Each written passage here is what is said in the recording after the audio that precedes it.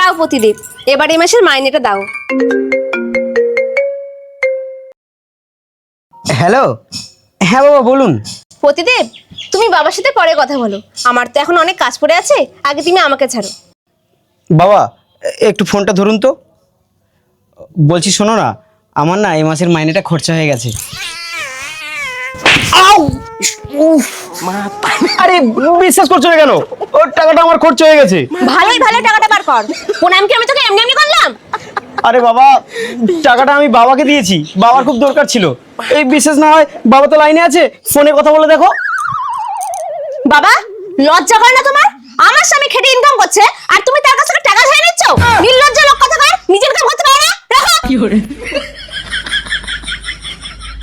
আরে বাবার সঙ্গে এভাবে কেউ কথা বলে? আমাকে এবার গেলে জামাই ষষ্ঠী করবে তো? তার মানে ওটা কি আমার বাবা ছিল? হুম।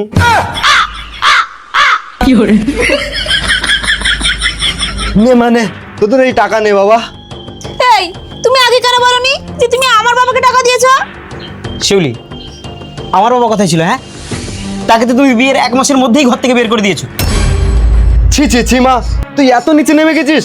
একটা মেয়ের বিয়ের পরে তার আসল বাবা হলো তার শ্বশুর, তুই তাকে ঘর থেকে বের করে দিয়েছিস। আর জামাই তুমি নিজের বউকে শাসন করতে পারো না? কিরকম পুরুষ তুমি? বাবা, আপনি আমাকে বউ শাসন করার কথা বলছেন? ঠিক আছে, শাসন করছি। কি? তুমি আমাকে মারলে? আজই আমি বাবার বাড়ি চলে যাচ্ছি, তারপর আমি তোমার নামে কেস করে তোমাকে আমি জেলের ভাত খাওয়াবো। কি তুই আমার জামাইকে জেলের ভাত খাওয়াবি? তা আবার আমার বাড়িতে গিয়ে ঠ্যাং কেটে রেখে দেবো না? যা নিজের শ্বশুরকে ফিরিয়ে নিয়ে আয়। কি হলো, যা, না হলে তোকে এখানেই মারতে মারতে মেরে ফেলবো। ঠিক আছে বাবা, আমি যাচ্ছি। শিউলি দাঁড়াও, আমি বাবাকে আনতে যাচ্ছি, তুমি বাবাকে নিয়ে ভেতরে যাও। যাও বাবা, যান।